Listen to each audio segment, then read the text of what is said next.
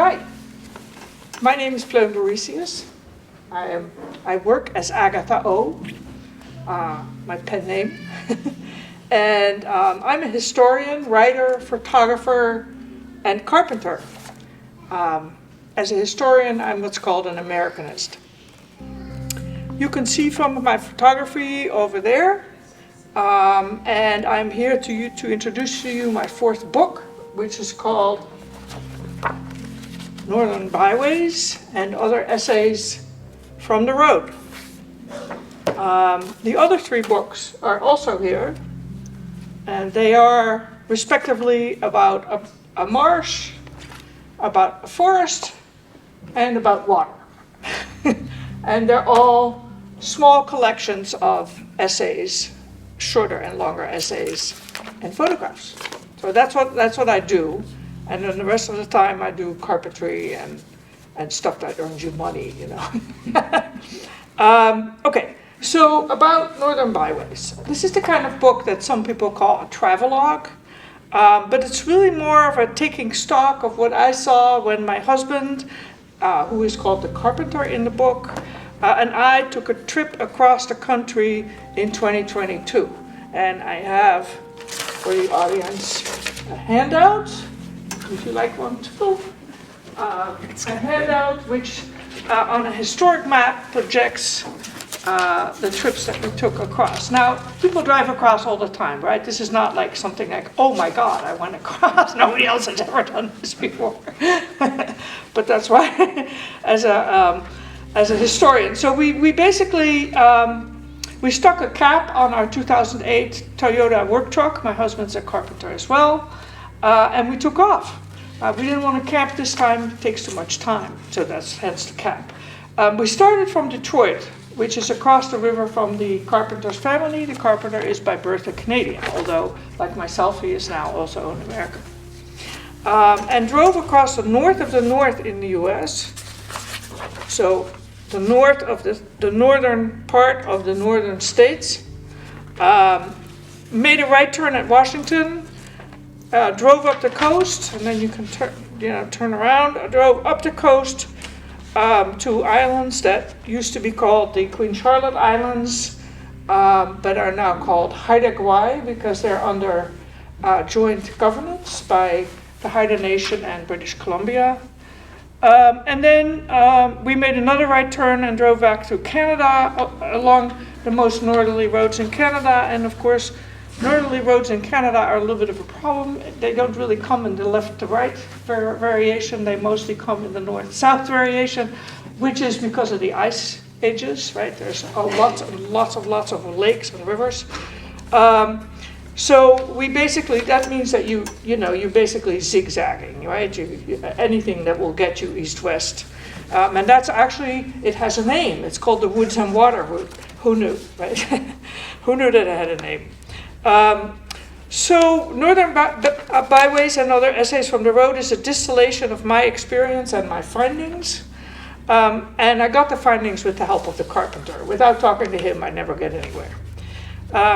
If you're familiar with American road literature, you know that its 20th century version tends to contain earnest conversations with people who are called the salt of the earth, in off the beaten track places that have, diners that serve a lot of pie, like Blue Highways. I don't know if you're familiar with that book by William Least Moon. Now, I'm poking fun here at William Least Moon, but he is my big hero, right? He took off and he did about 3 months worth of what we did in 5 weeks. Still not too long, but he made a literary masterpiece out of it, and I encourage you to read it. The Carpenter and I are not gregarious people who frequent diners. We don't go up to strangers and say, hey, howdy, how you doing? That's not really our thing. So the conversations I have in Northern Byways are really with places like a small prairie town in Minnesota on the question of how it feeds us and how it feeds itself. On the words reservation for medicine, for instance, I write about how we ended up with Glacier National Park. We didn't mean to go to the glacier, but we ended up there, and the glacier is like full of people all there to see the glaciers recede. And so we didn't want to go there, but it was right in our way when you go across Route 2, so we went there, and it was wonderful. So that shows you what you know. I write about the question of how a pass through the Northern Rockies in Canada was discovered. Basically how it was populated, not until the 20th century, which is kind of surprising. Or about the question of what is in the pipeline following the road that goes through the pass. We visit a small town in the hinterland of Ontario whose ace in the hole is granite, like some towns in Vermont, and on how it's hoping to find its future. So these are really the confessions of a loner with an inquisitive eye and a penchant for research. That doesn't mean that, I'm hoping, that doesn't mean it's boring, because it is all about our trip in that little Tacoma across the country. I'm happy for an opportunity to read because I'm always stumped when asked, what is your work about? Especially when you're a scholar, people say, what's your work about? And all of my work, really, I'm by way of educational background interdisciplinary, an American studies person. And I have been fascinated from the moment I moved to this country, and I have been here since 1981, that's more than 40 years, and I'm an American now. I've been fascinated with the strength and allure of the idea of America, which, remains. Despite all the evidence to the contrary, it remains. It's really strong. So what you have done here is an Americanist approach to crossing the country. Interdisciplinary observation with bits of science, history, geology, politics, nature, culture, and physics mixed in, because physics is a hobby, that's all. Today's reading will be a sample, one of those, if it's Tuesday, it must be Belgium, fast trips, a trailer to the Western, that is the drama of America. I don't know, with this question I'm gonna age myself out, I bet, but I don't know if you know how Steve Goodman wrote, you probably don't even know who Steve Goodman was, you might not either. How he wrote to David Allan Coe that he had written the perfect country song. And Coe responded that it wasn't, because it didn't have ma, trains, trucks, prison, or getting drunk. And so Goodman wrote a new verse that starts, I was drunk the day my mom got out of prison, and I went to pick her up in the rain. So I wrote you the perfect book about the north of North America with all the elements. Roads, trucks, prairies, oil wells, mountains, pipelines, rivers, boats, rocks, immigrants, dams, factories, and trains. Not necessarily in that order, and Indians everywhere, as they should be. Today I have sections on trains, ferries, Indians, rivers, and the road less traveled. That leaves out a lot, but in any case. But very first, an explanation of what I'm up to, which is called Reading the Landscape. And I'm going to now get my book, and it is the first selection on Reading the Landscape. Reading fairly early on during the drive, the thought presented itself that there was a bunch to see beyond ooh and ah. Perhaps because before you get to the large skies and larger mountains, the view out the window isn't all that dramatic.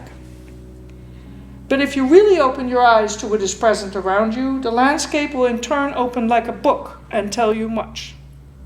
Reading the landscape, as this activity is commonly called, is making oneself aware of the constructed and layered nature of what lies outside the door. It didn't just get there by some coincidence.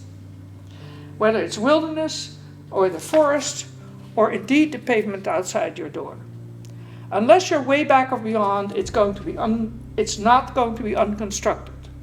And even then, even if you're way back or beyond, the plants you find are not only those that Mama Nature put there. Outside, says John Stilgoe, lies utterly ordinary space open to any casual explorer willing to find the extraordinary. So that's what we're up to. Modern humans are like beavers when it comes to modifying their environment. The first thing we do is to cut down trees, and soon after that, we exchange the plants that nature has grown for those we prefer, letting them loose to roam where they may. Then we build roads, lay utilities, drain, pave over, build buildings, and put up signs. And then we do it all over again, moving roads, buildings, changing the purpose and use of various places. There was a lot to see during our 5 weeks on the northern byways. Looking by itself is not enough, however. You have to sniff out what it is you're seeing. My impressions in this tome are not only informed by earlier trips, but also by the valuable addition of on-the-spot research, which, when used judiciously, makes for an edifying, if not always uplifting, travel guide and companion. And there is the travel guide, right?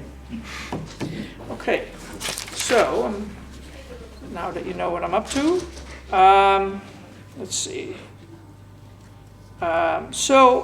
We basically, in stumbling on Route 2, and like I said, we had no plan, right? So we just sort of drove across the Ambassador Bridge and said, okay, we want to go north, so we're going to make a right. And we did, and then suddenly there's Route 2, and Route 2 runs all the way. We have a Route 2 here, but it's not the same Route 2, although I bet you that in its infancy it may have been the same Route 2. But the Route 2 really starts at Lake Michigan. Michigan? Yeah, I think so, Lake Michigan. And so it goes, but it does go all the way across to the coast, to the west coast. It was used, and it wasn't created by the voyageur, it was used by the voyageur. And we soon found out that it leads all the way across. So, for the sake of getting to the more exotic parts of the country, rather than the eastern parts that we're all very familiar with around here, I'm going to skip west. And so, for me, in addition to the skies, rock formations, and mountains, one of the enticing things in the west is the trains. And so, I'm going to read you a bit about trains. When I was still driving truck, I spent a whole day one day driving across Nevada in my 18-wheeler, basically racing with a train. Well, he wasn't racing, or she, whatever, but they weren't racing. I was racing. I was trying to get ahead of the train, and I couldn't quite outpace the train. So for 6 hours, I think, I drove to try and get that beyond this train, and I couldn't. But after 6 hours, I could still see the train. I mean, it was still in my part of Nevada. It was just amazing to just be going and going and going. So the trains also follow Route 2 all the way, or rather, they also follow the route of the voyageurs. They were there. They were there before Route 2. So I'm going to read you the section on trains. And it's on page 9. Here we go.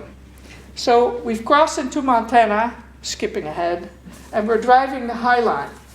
High Line this business and High Line that diner. Turns out the High Line is not the road, but the railroad. The Northern Transcon, that's what they're called, Northern Transcon, railroad tracks that accompany us and have been with us for many miles through this land of trains and grains. Running across Midwestern and Western United States, from Lake Superior at Duluth to the Pacific at Seattle. It is owned and operated by BNSF, the Burlington Northern and Santa Fe Railway. The company's name echoes through the history, much as a train warning the night at an unmarked crossing. The Chicago, Burlington, and Quincy Railroad, CBQ 1856. The Atchison, Topeka, and Santa Fe, which was created in 1859. The Northern Pacific in 1883.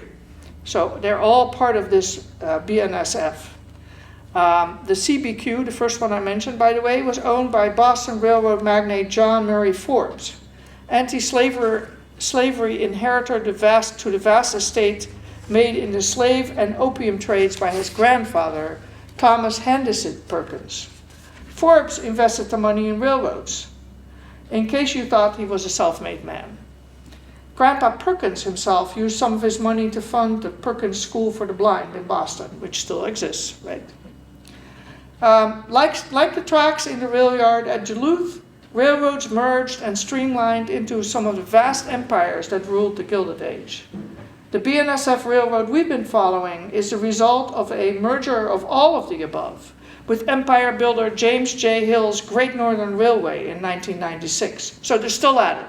They've been merging since the 1850s and they're still doing it. With 32,000 miles of tracks, mostly west of Chicago, it ranges north and west from Alabama and New Mexico to the Canadian border above Seattle. It's all one vast railroad empire. Competition reigns, I guess.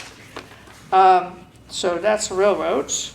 So the question is, what can you see beyond trains when you drive across? What can you learn? Well, so one of the things that we learn is that competition does not really reign, right? We have mostly one very large railroad company. What can you learn?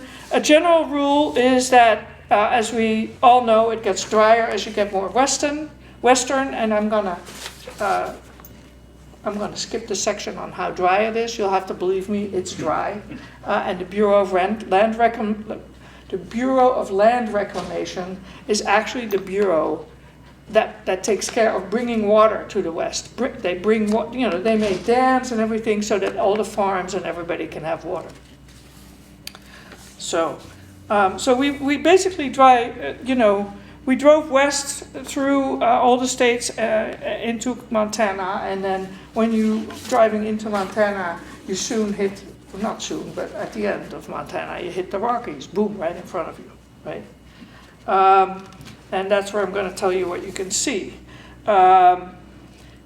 So basically we hit Glacier National Park, and we camped at Two Medicine Lake, and then turned right after the Cascades. And I have an essay on the word medicine, which is too complex to read here, a piece of. But, the medicine is one of those rich words, right? Especially when you are portraying Native Americans in very, good medicine, that kind of stuff. Turning right after the Cascades, and then we had to go north up the Canadian coast to go see the painter, the Carpenter's brother, and he lives in Powell River, British Columbia. Now, I don't know if you have an image of what it looks like, British Columbia, but the coast, you have the coast of British Columbia, it has many fjords, and then there's a huge Vancouver Island, which lies right in front of the coast. And so, in order to get to Powell River, which is actually on the coast, it's called the Sunshine Coast, you have to take 2 ferries across fjords, or you have to get onto Vancouver Island, drive up Vancouver Island, and then hop across again. It's wonderful to be in a place where you're 2 ferries away from everybody else, right? It's really wonderful. So we went up there to see the painter, and then we went and we drove to the northern tip of Vancouver Island, and we took ship to Prince Rupert in British Columbia, which is the northernmost coastal city in British Columbia, and that's a 16-hour ferry ride through the Inside Passage. So I don't know if you know what the Inside Passage is, but it's basically the protected route from Washington all the way to Alaska, to which all the gold miners went up. So it's more protected than being out there in the Pacific. And so it's like one of those places where cruise ships go crazy.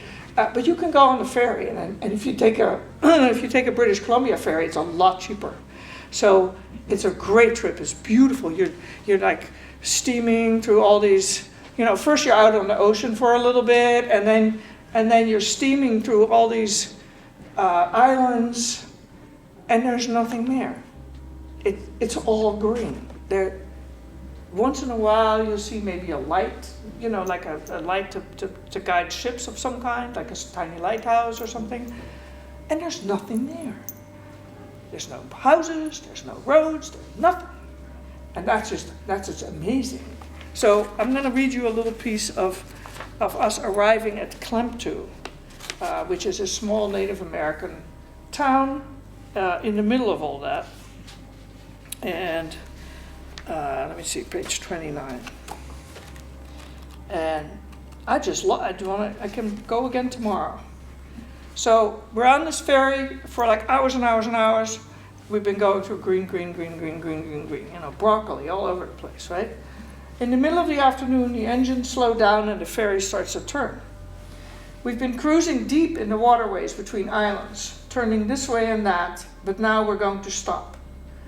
Out of the undifferentiated greenery on the coast emerge a road, a small building, a tidal ramp to a floating dock, and enough pilings apparently to dock a ferry against. And this is a pretty big ferry. It takes lots of trucks and campers and all that little thing. We've arrived at Klemtu, home of the Kitasoo Shai Shai First Nation. A whole slew of us hang over the railing, fascinated, as the captain takes a good 20 minutes to maneuver the large ship against a tiny dock, inch by inch, gently as a butterfly's wing.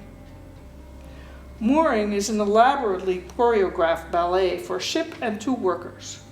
Clad in orange vests, the ground crew waits behind a closed gate while the ship inches to pilings and dock. When the rear of the ferry gets close and the nose starts to angle towards the pilings, they open the gate and start walking down a long ramp along the side of the ferry. At the end, they are thrown a tiny line with which they together haul in a large loop. One of those things is known as a hawser, to moor the ship with. All of this takes 10 minutes. Then they walk back, split up, and each tie down one side of the rear of the ferry, which so far has been held in place by its thrusters in the same manner. Ship moored, they retreat to the traffic gate, which they open once the ship's ramp has touched down onto the floating dock. Then they disappear into the small terminal building. A baggage cart with 3 wagons emerges from the hold and parks next to the terminal. It is followed by a pickup and an SUV that drive up the road and disappear out of sight. 3 passengers walk off the ferry to the terminal where they are picked up. Silence. To our collective delight, 4 BC Ferries employees and 2 passengers walk off carrying 2 kayaks and backpacks. The men in safety vests to walk back. The kayakers proceed to carry their boats down to a small strip of beach right next to the quay, and a few minutes later put in and paddle under the ramp right in front of the ship and off into the channel, well before the ferry leaves. There is no one here to tell them that this cannot be because the BC Ferries insurance company dictates that kayaks stay far away from ferries. I love it. Then all gets quiet. No one gets on board. Another few minutes later, the 2 officials emerge from the building, close the gate, and the purposeful silent ballet gets performed in reverse with another whole crew of rubberneckers on the ferry, gawking from the high seats on the first row in this theater. Then the thrusters take us off the dock and we turn in a graceful arc and steam away. Seeing Klemtu get smaller and smaller among the broccoli of the shores gives me an achingly lonely feeling for the small nation now not connected to the rest of humanity, except by float plane and internet, of course, for the road ending in the now empty pier. Where do I come off feeling like this? Are we the great white ferry coming to the rescue? I bet the people here are living here are happy when they can close the gate to the ramp, and I would feel that way as well if I lived here. The ferry may bring tourists and stuff, but how much of that is a plus? The trouble is, I think, that our emotions are grown when we are children and read Wind in the Willows or other personalizing drivel that adults think children must love. The pier looks so tiny across the backdrop of coastal forest that I feel it must be lonely. No one to play with. Yet I also long for this earlier type of existence at the other end of the lonely stick, where it did not make a difference whether you were at the center or periphery, where each place was more or less enough unto itself. It might be a state of affairs we want to bring back a little, be less in each other's pockets all around. But that ship has sailed, I guess. I couldn't encourage you more than to take this ferry sometime. So once we're at Haida and I'm not going to read to you about Haida because my essay about Haida is, again, for me, too complex to take a little piece out of it, because it's a wonderful place, like Maine 50 years ago. And plus it is this wonderful new way of where the Haida get to share in the governance. But by the same token, it's sort of set up to give the companies that want to cut down the forests a lot of primacy. So it's kind of it's always wishy-washy, right? It's always comme ci, comme ça. In any case, it's a wonderful place to go to. It's far away from everywhere, and it has more beaches than anybody. Okay, so. So then we, one of the things that we saw in Haida was a tree with 8 eagles in it. They're like, there's so many eagles up there. We were like, oh wow, we have an eagle back. We have in Western Mass, we have eagles, right? And we're all like, oh, look, it's an eagle. And they're like, oh yeah, eagles. We got those. Oh, and there are gulls too. See.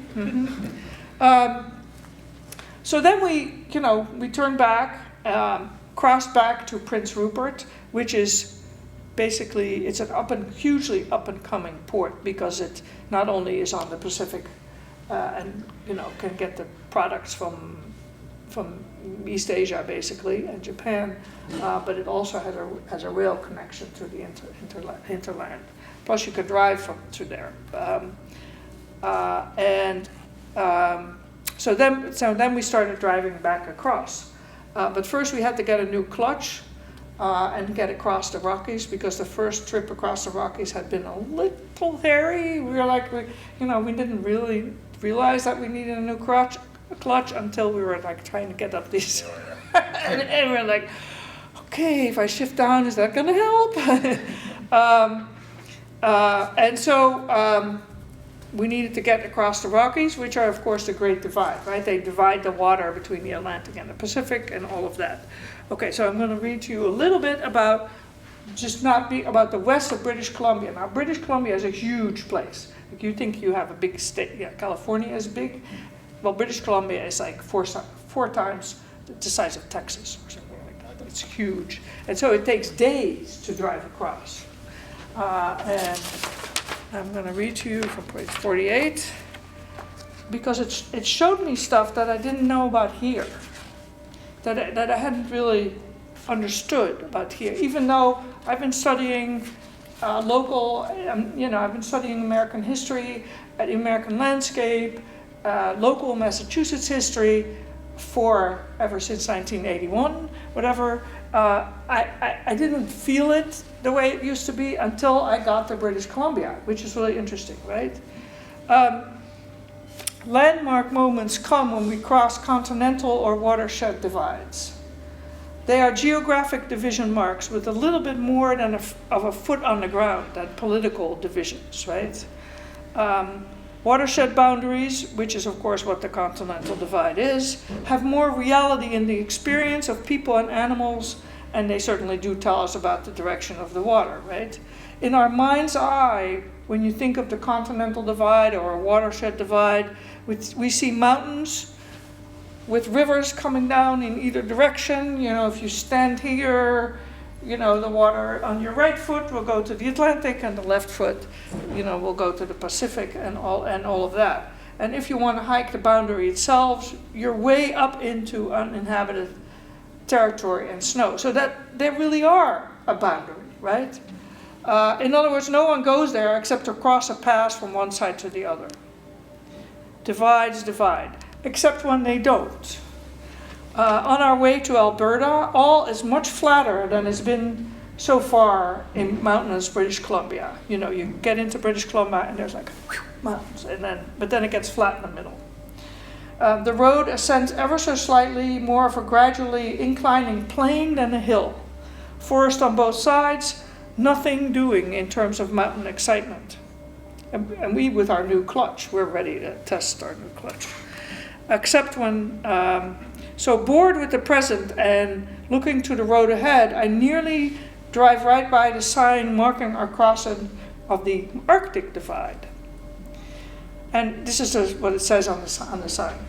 On this height of land, stretching from east to west, the waters of the continent divide. Streams flow north to the distant Arctic and south to the Pacific and Atlantic oceans. First Nations, explorers, and fur traders portaged their canoes over this low summit for centuries, using the waterways as natural trade routes. Height of land? Summit? You could have fooled me. Nonetheless, if you want to be exact, it's the divide between the Pacific and Arctic watersheds. Precious little water makes it across the Rockies straight to the Atlantic from here. Nearby, BC Parks has preserved the Giscombe Portage Trail, a 5-mile trail that crosses from the Pacific watershed across this summit from the Fraser River to nearby Summit Lake and then heads north. Giscombe was a newcomer from Jamaica who'd been told there was a shorter way to the gold fields on the Peace River. On his way back, he wrote and published about his trip with an indigenous guide. Voila, it is now the Giscombe Trail. But the trail had, of course, been used for centuries by the Lheidli T'enneh. And even here, across this unremarkable height of land, the divide was their boundary with the Tsekene nation to the north. In other words, even if it's not up there, you can still notice if your canoe, you either have to paddle upstream or you don't. And that makes a big difference, so you become a separate nation. We've read and heard about the Indian schools and their horrific treatment of indigenous children as part of the suppression of First Nations cultures in British North America and Canada. From the East Coast, it is really hard to grasp how alive and direct that impact is, and how recent. The Kamloops Indian School, where the graves of some 200 indigenous children have been found, opened in 1890 and closed a mere 45 years into the past. That is 45 years ago today, 46, I guess, by now. It is also a mere 350 miles south on the road we're on. In British Columbia, 350 miles is nothing. You know, people drive 1,200 miles to go to their cabin. This is not history with a layer of dust. The suppression and erasure of Native American presence and culture started relatively recently here, within a few generations of memory. Not so long ago, people disappeared and were disappeared from these towns. The Lheidli T'enneh recently held their first potlatch in 73 years. So it had been prohibited to do that. The grieving continues. The process of erasure has its active and its insidious phases of forgetting. In New England, it was 300 and more years ago that indigenous towns were raided and their inhabitants went hiding in the forest until they could come back, eventually so unnoticed by the mainstream people that they fell off the map, as it were. But the names of the places remained, right? We have Native American place names all over, even if Wellesley is not one, but all around us, right? Natick. Here in BC, ubiquitous Native American place names denote the presence of the people whose towns they are right now. The same people that have been here for many, many hundreds of years. They live roughly where they have always lived, except a lot more hemmed in, right? So where the two nations were separated from each other, by their hunting grounds and whatever, they're now separated by land that's designated as belonging to someone else, but where they live, is still the same place where they have always lived. And that is very different from what we have here. And it really showed me stuff. For an immigrant American, it is a breathtaking experience to drive through areas noticeably dotted with towns and people who have been here ever since. We speak of ground truthing, we historians, when verifying information by direct observation in real life circumstances, right? Not just historians. Sociologists do it too, and all sorts of other people. This ground, it feels to me, is much more true in its presentation to me than the ground I live on. It feels real and not sanitized or glossed over or virginized by outsiders moving in. Here, indigenous space has not been erased as completely as it has in New England. Unlike at home, Indian names bespeak Indian presence in the present. I can't even say, I've just said it 3 times in 3 different ways, but that's how momentous it was to me, and still is. This is in many ways a colonizer perspective, but what I mean here is that we as historians often use parallel experience or information to draw a picture of what we see. And what I seem to see here is a version, undoubtedly much impoverished by colonial and modern attempts at removal and inclusion, but an evocative version of the world of towns, bands, and nations that once existed in New England. In my historical mind's eye, the map is now much more filled out, as it were, unemptied, and that map stretches from ocean to ocean. Even after all my studies, it was still abstract and empty, but when I got there, and people are living there, and the space in between them has sort of been taken up, but they're still there. You're driving along the road, and it's one band, one after another nation, after another band, after another nation, and that's where they've always been. And it was just like that here, right? Except that they had all had smallpox, and it went across all the divides. So far we haven't even crossed the Rockies back yet. And so we did cross the Rockies at a pass that didn't get a road until the 20th century, which is rather remarkable. The story of how that pass was sort of through political machinations and all sorts of people who want the road to be here or there. It was just sort of not seen, even though it's the lowest pass across the Rockies. So the train went a different way, and so did the road. So it didn't get a road until the 20th century, but once they started making road, by God, there's a road, there's gas, there's oil, there's electricity, there's another electricity, and they're all like next to each other going through this pass, So we ended up, and then once we ended up on the other side, we ended up in the Peace River Valley. The Peace River runs from the Rockies in British Columbia east and north into the Arctic Ocean via the mighty Mackenzie. So it runs into the Mackenzie River, and I don't know how good your geography is, but I had never really heard of the Peace River. I don't know if you had. You had? No, I didn't see it on okay, there. yeah, you can see it on there. Yeah. It's the one river that actually crosses the Rockies. Can you get your head around that? A river that goes, even though there's a watershed divide, that river still crosses the Rockies, and always did through a canyon. And now that canyon, that's all been dammed, and it's a huge reservoir that's 150 miles left to right and 250 miles north to south. So it runs like this through the Rockies, and then it's 250 miles like that. Vast reservoir. And that's like the pass northerly of the Pine Pass that we do. So I'm going to read you my Peace River piece, some of it, and let's see. Okay. So we come through there, and we're sort of trying to decide whether we're going to see the dam that creates that reservoir that I was just talking about, and the road is closed because of water problems that they'd had recently, whatever. It might always be that way, I don't know. And so we're in this little town called Hudson, named after the Hudson Bay Company, and we're just like tootling along, and all of a sudden, the Peace River Valley opens up before us like a painting by Thomas Cole or Frederick Church of the Hudson River School. It is a romantic dream with the capital R of high romanticism. There's a huge valley. It's as if we were walking down an ordinary street in an ordinary town, minding our own business, only to round the corner and find ourselves on the rim of the Grand Canyon to admire the earth in all her splendor. Here it is. I'm right here. We drive downriver, noting huge piles of wood on the banks of the river, as if a mammoth species of beavers were hard at work. But not much else is down here, including no boats. As usual, we look for a quietish place, preferably by some water, to have lunch. We turn into what appears to be a driveway to an empty lot with some views up the river. Unlike the usual day, it's pouring and we eat in the truck.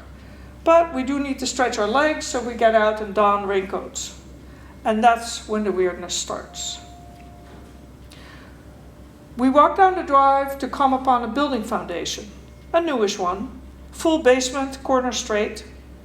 House gone, no crumbling concrete. What happened here? Did someone pull up stakes and take everything, including the house? The driveway splits and we walk off to the left, past some more tape, diagonally down to the river. We pass a place where a barn stood until recently. Its small additions still here with the kinds of ordinary things in it that barns of old places have. Pieces of old metal, tires, etc. The pasture is divided into small lots by picturesque wooden fences in reasonable repair. We walk down a well-worn path to the riverbank. High above the river, we look left and right. More piles of wood on the banks.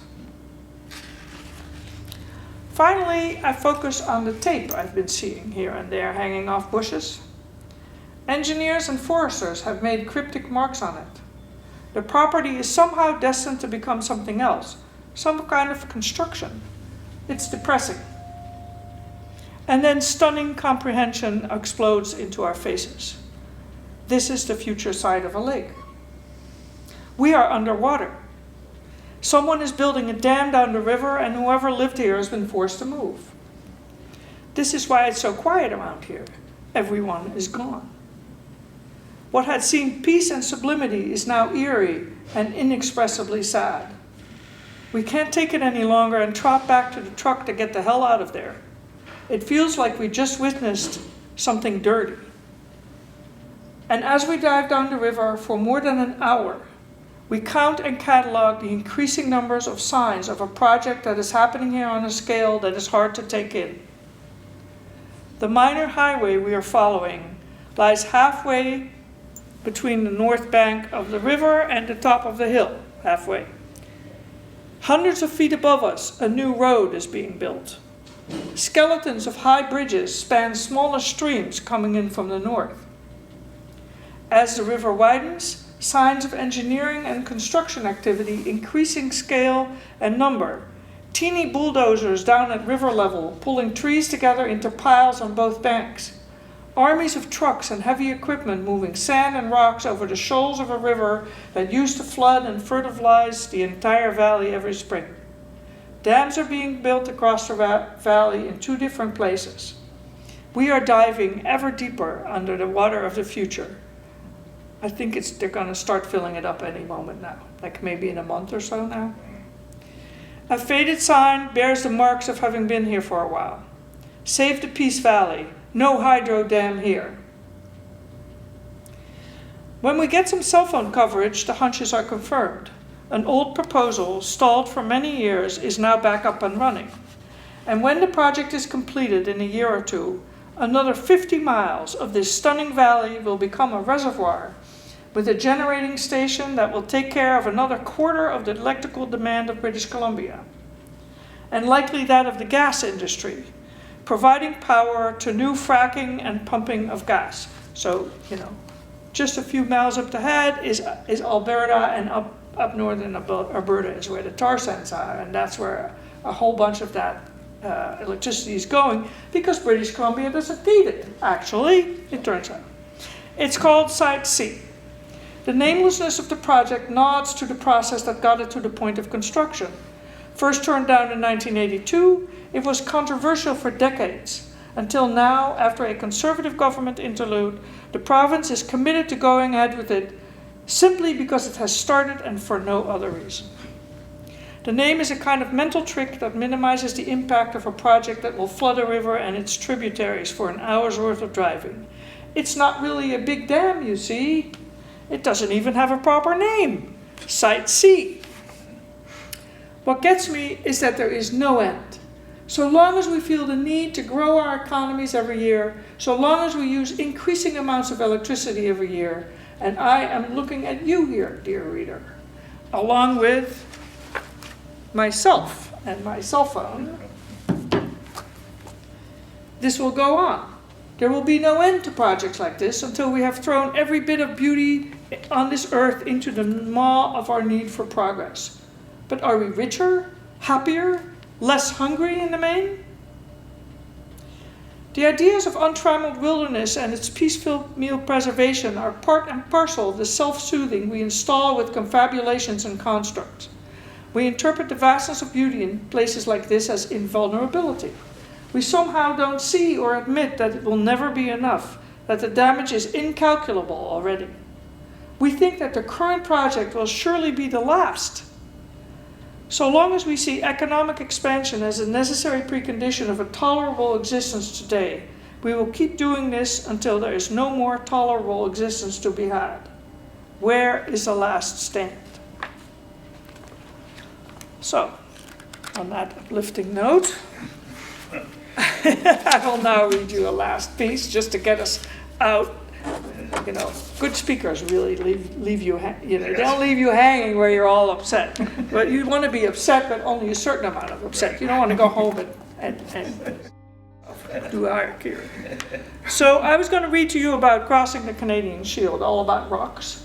But I'm running out of time, so I'm going to take you to Ontario, which stretches all the way from Montreal to Minnesota. I still have time, right? Did you realize that Montreal, that Ontario is from Montreal to Minnesota, all the way across? So that far, right? It's a huge place. And I'm going to focus on the road itself, the road less traveled, the road back in time. I have 3 tiny sections, 88. There's lots of good stuff in between the Peace River. We re-enter the eastern time zone just west of Thunder Bay on Lake Superior. The way home lies along the north shore. In the first Ojibwe English dictionary, Superior was called Ochipwe Kichikami, the Sea of the Ojibwe. The most well-known reference to the vast inland sea appeared in the mid-1850s with the publication of Longfellow's Song of Hiawatha, which introduced generations of Americans to Gitche Gumee and stereotypes of indigenous Americans alike. Did you get a Song of Hiawatha in school? I've heard that. No, I think that we're like the end of that wave, right? I mean, I'm older than you That are. sounds But, familiar. I know that. yeah, but you don't even know about it. No, but generations of America could actually declaim this whole poem, right? Song of Hiawatha. Yeah. It was a huge thing. Not coincidentally, Longfellow wrote his breathless epic just 5 years after the Robinson-Superior Treaty was signed in response to increasing settlement and mining pressure. And it exchanged use of the land north of Lake Superior for a lump sum and an annuity to the First Nations whose land it was. The First Nations that are part of the treaty are currently suing the Canadian government for 120 billion Canadian dollars, arguing that the rate on the annuity has not kept pace with inflation since 1870 when it was last adjusted. This is really smart because it was adjusted, right? So there's a precedent that they adjusted it from between 1850 or whatever it was, 1855 and 1870, and then they stopped. So they're like, hey, stick with it. So I'm kind of hoping that they'll get it. 94.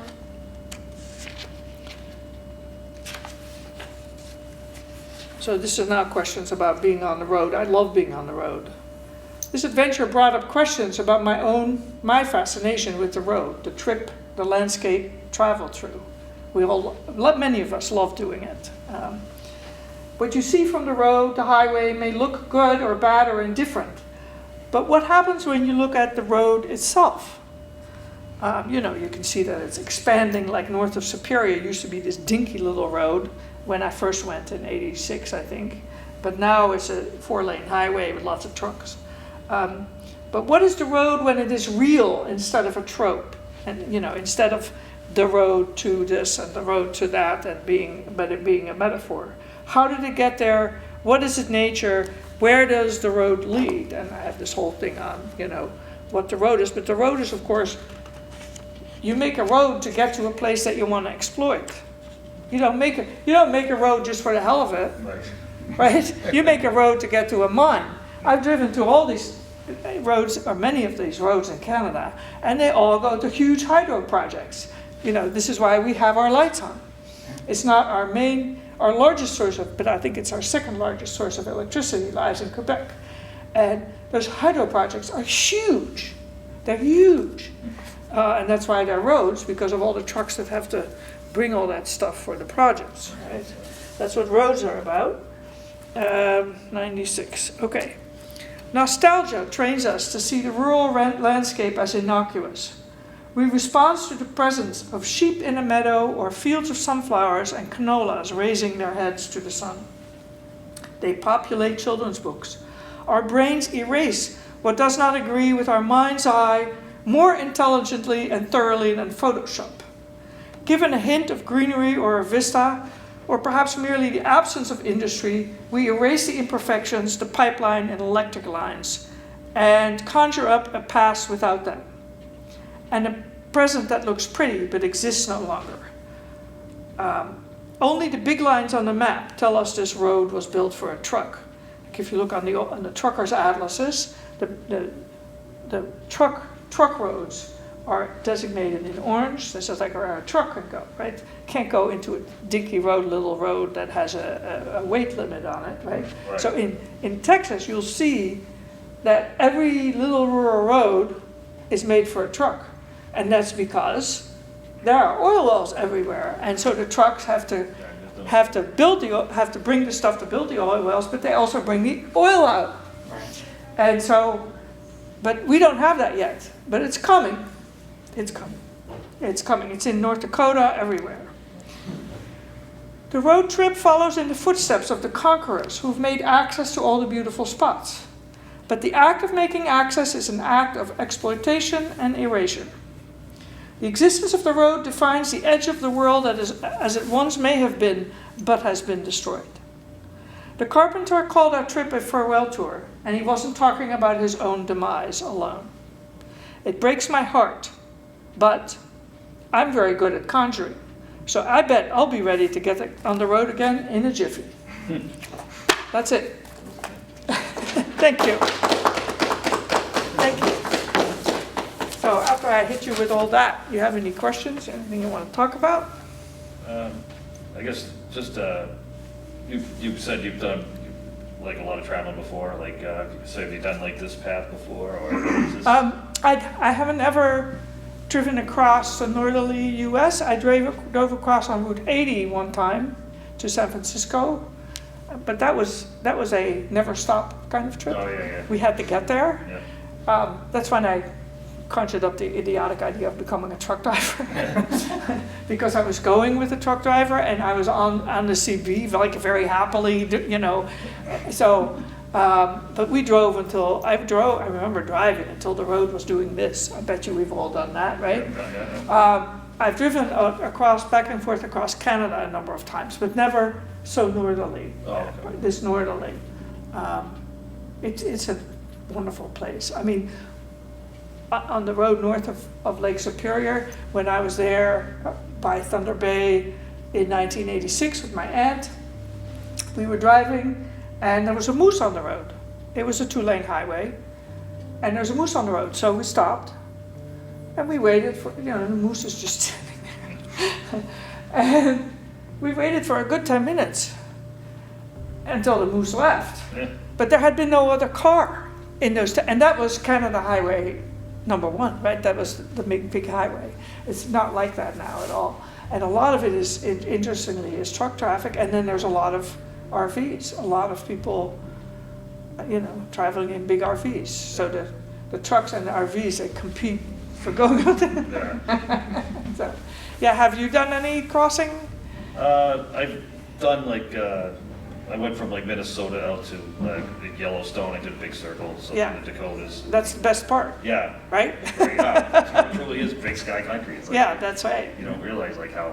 So there's this really interesting thing that happens, is that when you're in that big sky country that you're talking about, it's flat, right? But you feel like you're kind of on top of the world, right? Because it sort of seems to fall away from you a little bit. Like even if you're not standing on top of a little hill, you feel like you're standing on, and the sky is huge, but it doesn't erase you. But when you drive across Canada, you're driving across somewhere sort of northerly of there, you're driving across this, what used to be this vast inland sea called Lake Agassiz. This is all in here, right? Called Lake Agassiz, named after the scientist Louis Agassiz, and the guy of the Ice Ages, and so you're on lake bottom, right? It's also flat, just like this other stuff is sort of flat. Right. This is really flat, right?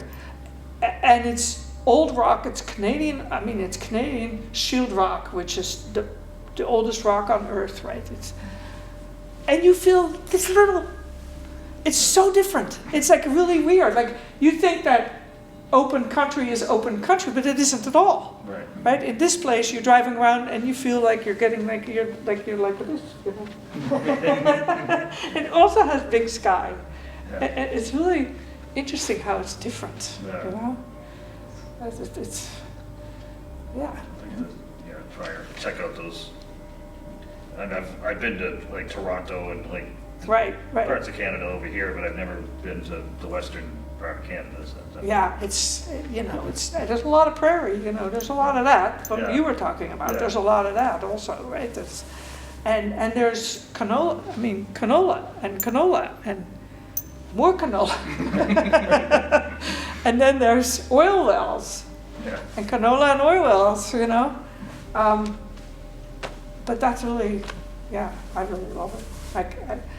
Even though it uses I think that it's worth it even if it uses gas to do it. It's automotive pleasure, right? It's using up gas just for the hell of it. Right. And that's, in general, I would say that's not a good idea. But to get a sense of what we have here and what we should be doing with it, maybe, Yeah. it is a good idea. And I love driving north also. We went up to Hudson Bay. You can get, actually not the Hudson Bay itself, but you can get the James Bay, which is like a pupek on Hudson Bay. So it's ocean, right? It's salt water. And because it's a huge hole in the donut that is North America. And we drove up there again, a road that was there because of the project, the big hydro project. And you stand there, and you're standing by the mouth of a river that is like the size of the Connecticut, right? Huge river. More water than the Connecticut. And there's nothing there. There are no buildings, there's nothing. There's not even planes overhead. Well, sometimes there are planes overhead, but most of the time, no. It's, it's just incomprehensible how wonderful that is. So I want to thank you. Do you have any other questions? Or topics you want? I guess the one other one would be like, do you have any future plans in that plans? direction? Yes, there's a new road. I went with my same aunt, different trip. Yep. In '97, we drove from here up along the north shore of the St. Lawrence and then up into the hinterlands to what's called Labrador City, even though it's in Quebec, hinterlands of Quebec. And it's a huge open pit iron mine country. Those excavators have tires that are bigger than your house. They're unbelievable. And we saw one of them sitting by the side of the road, one of those tires. And you sort of stand at the side of one of those pits, and it's, I don't know, it's like standing in the San Gabriels and looking over LA, something like that. And then we drove east to Churchill, Labrador, where there's another huge hydro project where they drop the water in the Churchill River 11 stories down, but they do it all underground, so you don't see anything. Right. And then we drove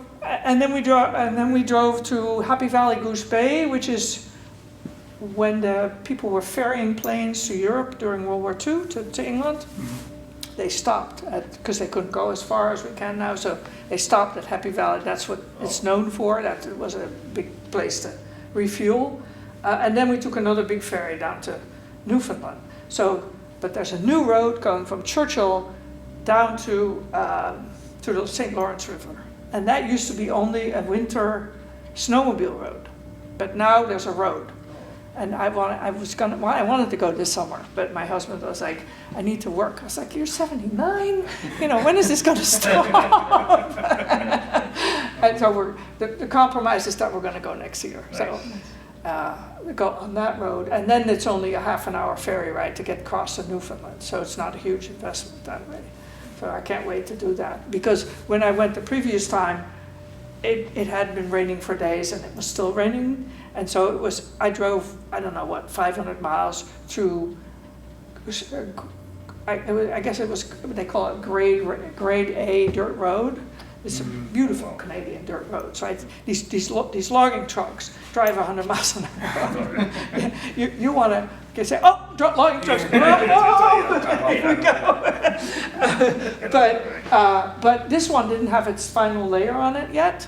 And it had been raining and it was raining. So I was like driving through my axles almost in the mud for 500 miles. So I'd like to see it when it's not raining. So, so that's the plan. So thank you for coming. Thank you. Thanks for having us. Yeah. See you later. Turn off your camera.